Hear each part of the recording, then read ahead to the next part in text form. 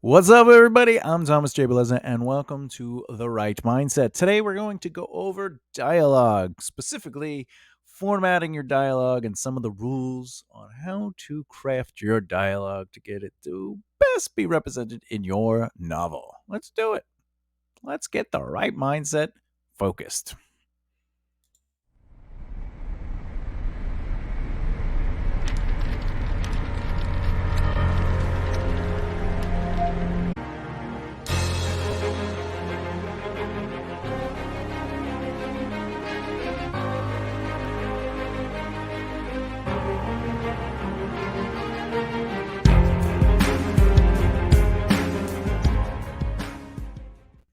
A massive thank you to everyone that's been watching these videos and following the different series on how to basically craft your writing skills and to get your mind dedicated to the right mindset.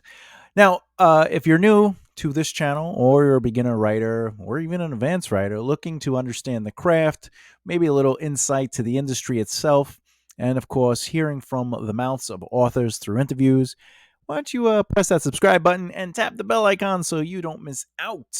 Because that's what we do here. So let's get into it. What is the point of dialogue?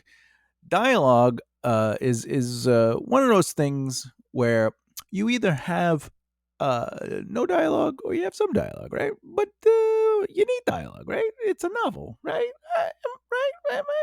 Okay. So there are really two important things to any novel. There's the action and there is the dialogue. Dialogue is really where you know characters come to life, plot is explored, and of course, you are moving your reader through the scenes. Now, some points to keep in mind is plot suffers from the lack of effective quality dialogue. Characters are absolutely discovered through their actions, but also by what, when, how, why, and who they say what they need to say to whom they need to say it to. So, what is the point of dialogue? It gives movement to the plot through your character's choices as they speak. What a character says is up to you. How you present the format of dialogue is based on specific rules. And what does all this mean? It means that your characters are defined by what they say and what they don't say and how they do it. So you need all three elements to really be working for you to discover that character. Some characters might feel obligated to stay quiet, and some characters might feel compelled to speak. Other characters might only talk when necessary. But on top of it, maybe characters are telling you they're going to do one thing, but they don't do the thing they commit to saying. For example, if you're working with somebody, in the story, like let's say there's two characters working, and one character says, "Hey, can you do X, Y, and Z?" And the other character says, "Absolutely, I can do it." Right. So now we've established the commitment, right? And then the story takes place, and maybe it's like a week later, or during the week, the characters, "Hey, have you been working on that thing you said you're gonna get done?" And the character's like, "Yeah, I've been working on it every day," you know. And they're like, "Do you want to go over it? Is there anything you have any questions?" And the character's like, "No, I know what I'm doing. I got this." And it's like, "All right, well, I guess can you have this much done or something done by Friday? It's 3 days from now." Yeah, no problem. Then Friday comes and they go, "All right, let's go over it." And then you open it up, and on the screen, there's nothing. The character has not been working on it physically. And you go, "Oh, I thought you said you were working on it." And then they go, "Oh, I have been, but in my head, I've been thinking about it." And it's like, "Well, that's not what we agreed to. You said you were going to write stuff down." Like, you're developing character relationships. You're developing who one of those characters is and who the other character is. So it's very important to allow dialogue said, dialogue not said, and the actions to really create the characters. So, by having effective dialogue, clear, effective dialogue with quality to it, you're going to establish a lot about your characters through their motivations and their reactions or proactive involvement in conversations, etc., etc. Um, the other thing is your plot. There's this thing called exposition, and sometimes when you're reading a book, characters literally have to be like, "You know what we need to do? We need to take this ring to Mordor. And by the way, every time you put the ring on, people, the Dark Lord sees it, and also the ring's going to make you crazy. And it's like, oh no, okay, well there's exposition. Then like let's say they get to Rivendell or whatever, and they're like, we need a team. We need a team to get you from here to there. And then they're all like, you'll have my axe, and then and everyone's kind of like just blurring out, their true motives and their true exposition, right? Of course, there's other ways to kind of explore that, and obviously Tolkien is the king of writing. However, writing has evolved, and sometimes we want to kind of give a little bit more flavor to it instead of just going straight into the exposition aspect of it. So keep that in mind. What a character says is up to you, is really about your voice. So your voice is how you have characters interact, speak, their actions, but also the word choices you use, and really like the motivations behind characters and the themes in your books, all part of your author brand voice. Just for the. But let's get into it, okay? Here are some main rules for writing dialogue. These are just straightforward rules. I'm going to go over these rules, and I'm gonna show you some dialogue punctuation and formatting. But let's kind of like, I'm going to read the list that I have written out onto my sheet, and then we'll go over it a little bit. Okay. So some of the main rules are: each speaker gets a new paragraph. Every time someone speaks, create a new paragraph, even if that character says one word. This is something you've probably seen if you're an avid reader. You will see that the dialogue that one character gets, as soon as it ends, even if it says, it might say, what are you doing over there? Thomas says. The next if somebody else speaks, it creates a whole new paragraph, and therefore creating the visual representation, or the visual cue for the reader to say, all right, this is the other character speaking, even if there's no taglines. That's the thing. Like sometimes you could read and there's no he said, she said, or Thomas said, or Christina said. It's just straight like, what are you doing over there? Because if you can establish just two characters, even if you have the first one say Thomas said, you know that the next one is the response to, and then the next one is obviously going to be Thomas again, especially if you keep training the reader with these paragraphs.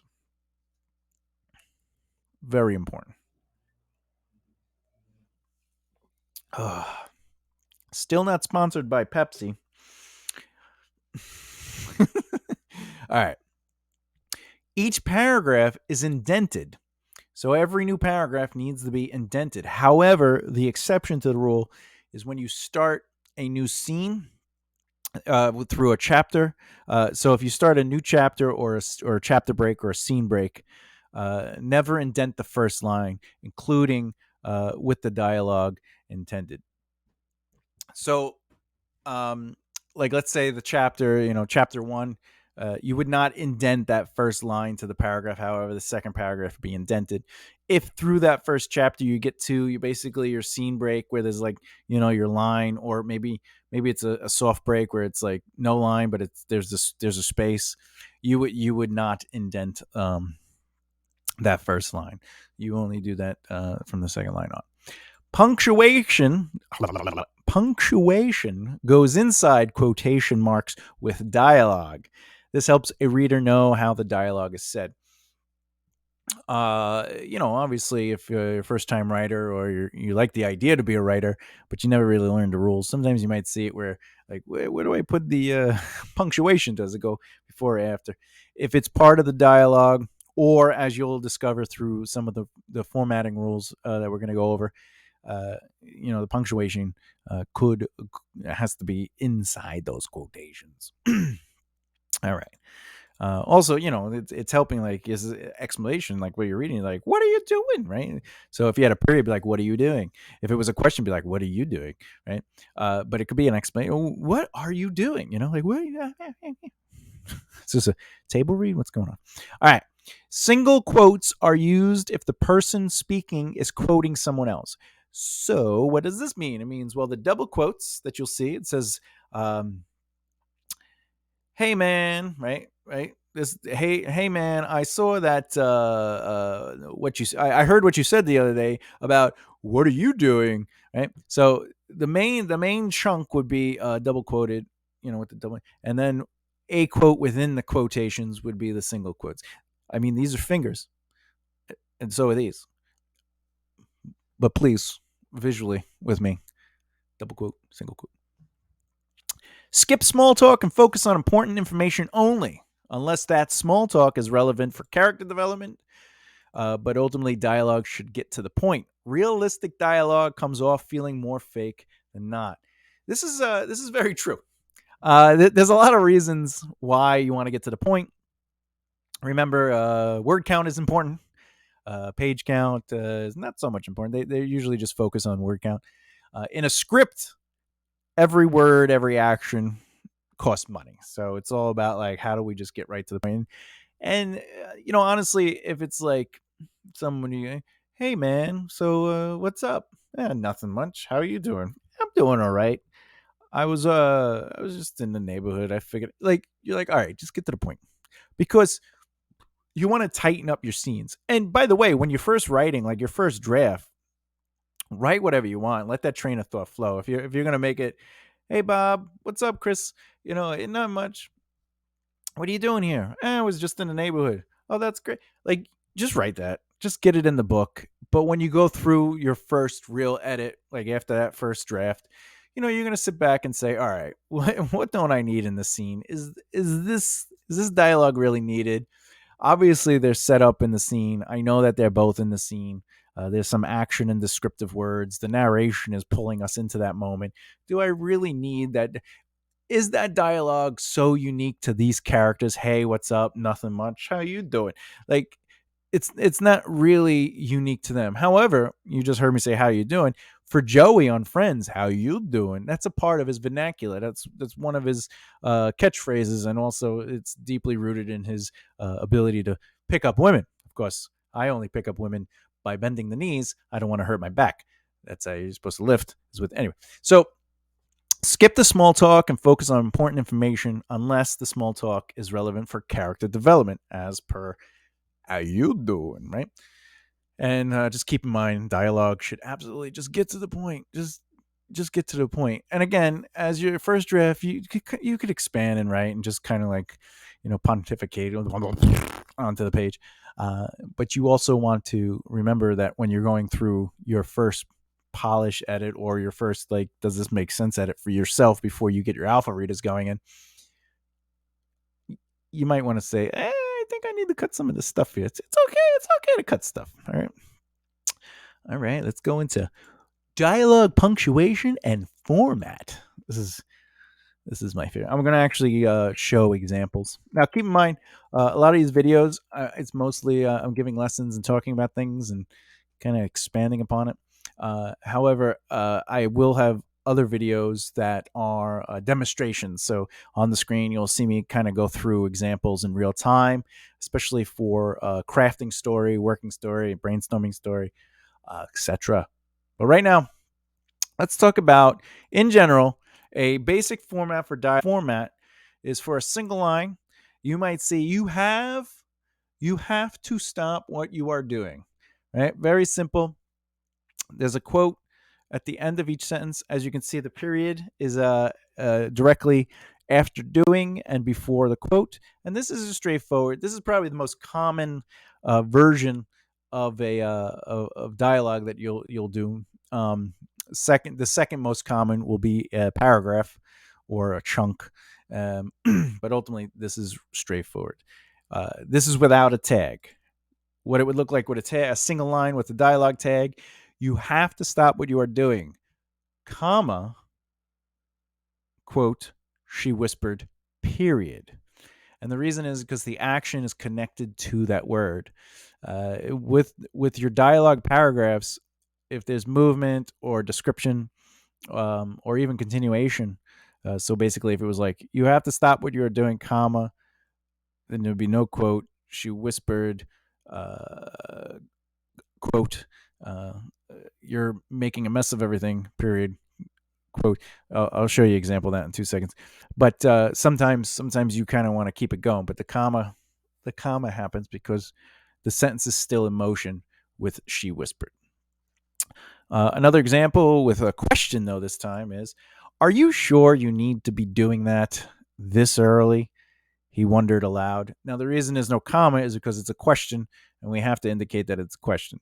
So the rule applies to periods. For she whispered is, or the sentence you have to stop what you are doing. For example, I'll just put it back up.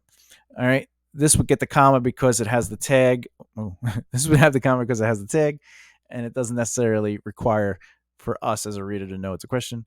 However, with a question, you put the question mark. Here's dialogue tag. Then now, as you can see, the comma is reversed positions. All right. So when we did this one, you have to stop what you are doing, comma, she whispered. We're just reversing that.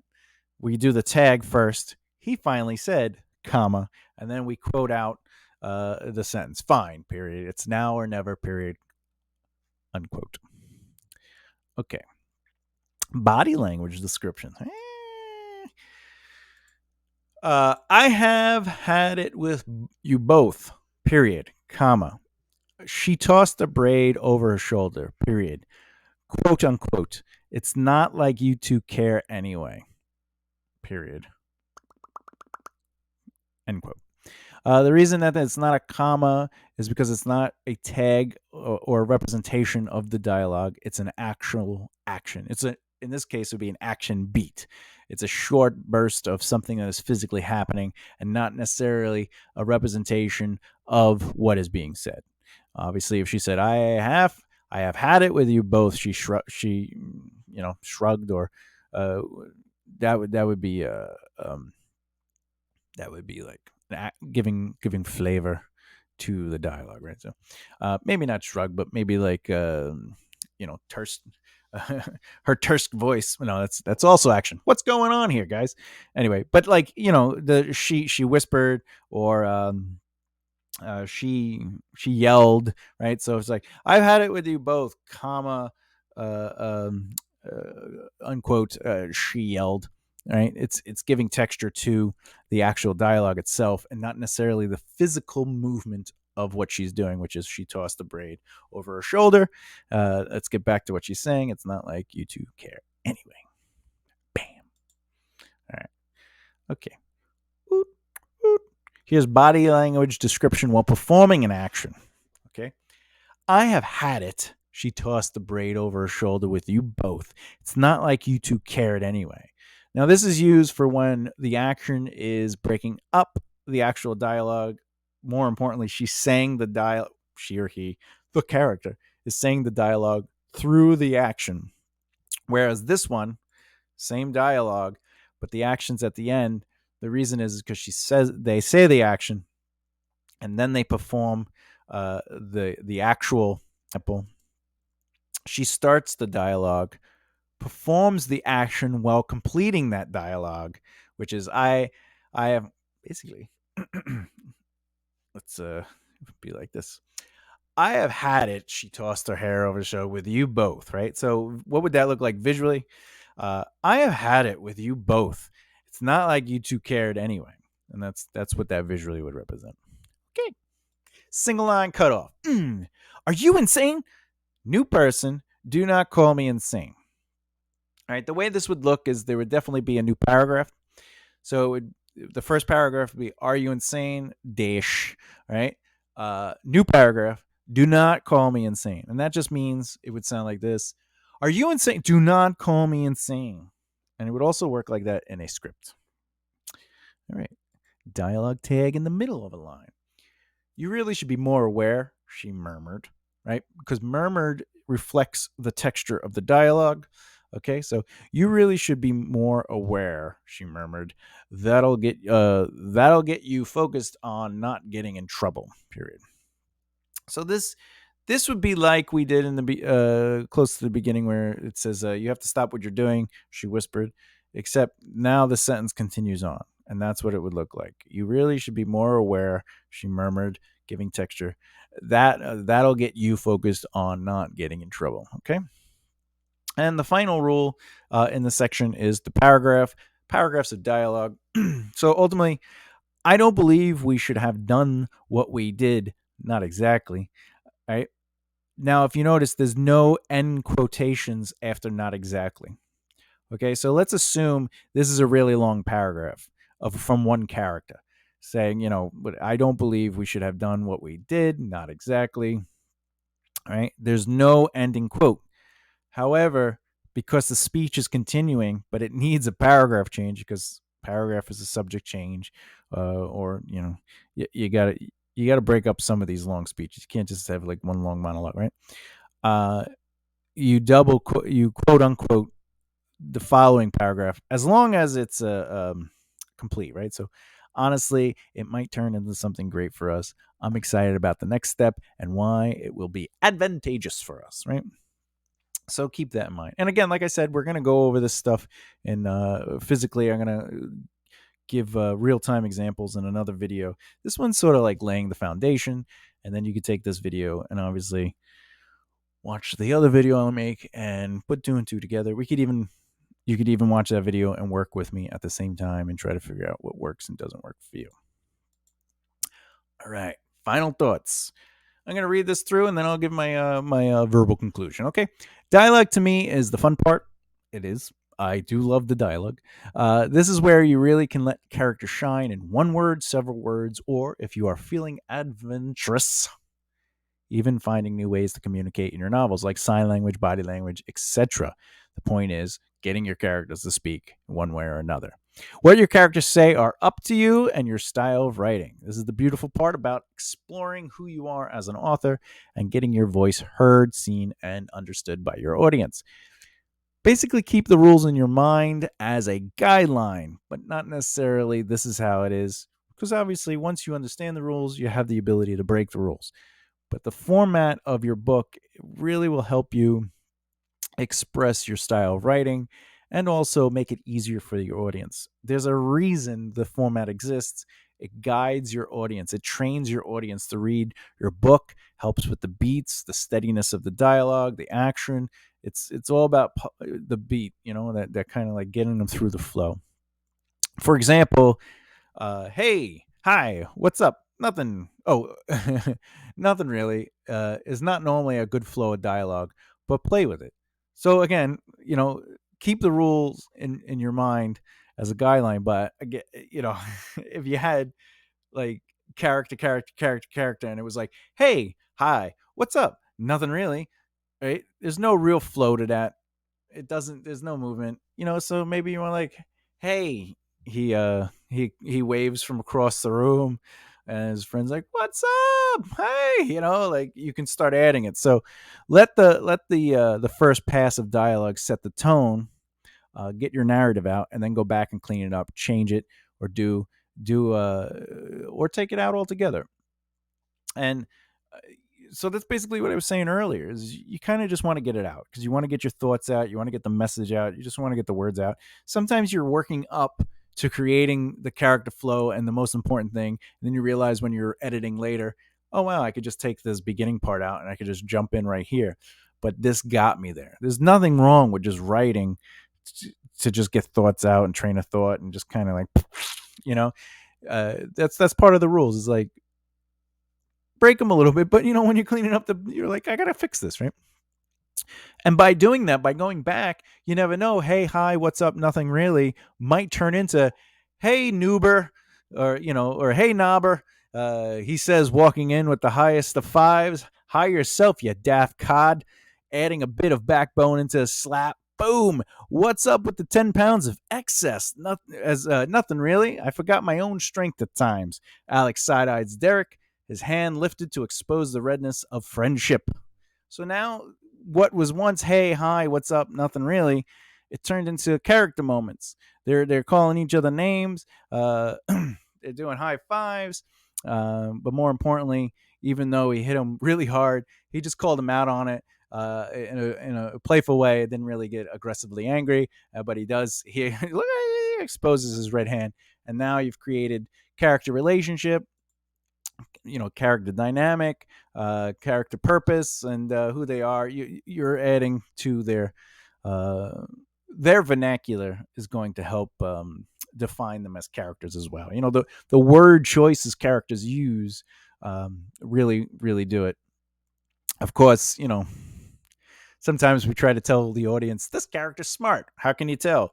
I saw a chessboard in their room, or they're playing chess, or they talk about chess. So they're smart because they play chess. You know, like writers, our job is to convey information. And hey, hi, what's up? Nothing really is not conveying anything.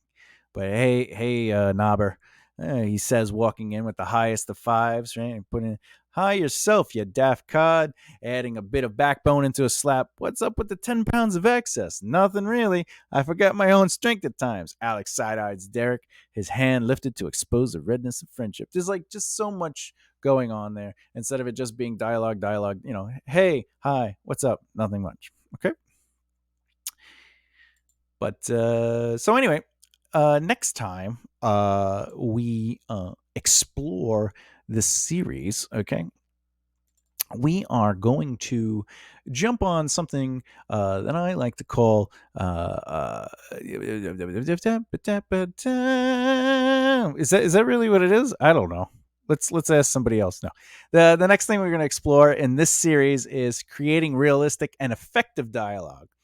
So whereas this is more about the rules, the next video in this series, this particular series, or this playlist, we're going to go over creating realistic dialogue and realistic and effective dialogue to help you kind of say to yourself, does this sound like a person speaking, or am I just having things be said in a way where it's kind of boring and drab? However, what kind of dialogue do you enjoy the most from characters? Let me and the community know in the comments below. And of course, if you want to learn more about your craft, please subscribe and hit the bell icon. Then, like, comment, and share so we can help one another work, grow, and rise together. And I'll also, obviously, keep doing what you got to do as you develop the right mindset. I'll see you next time. Take care. Bye.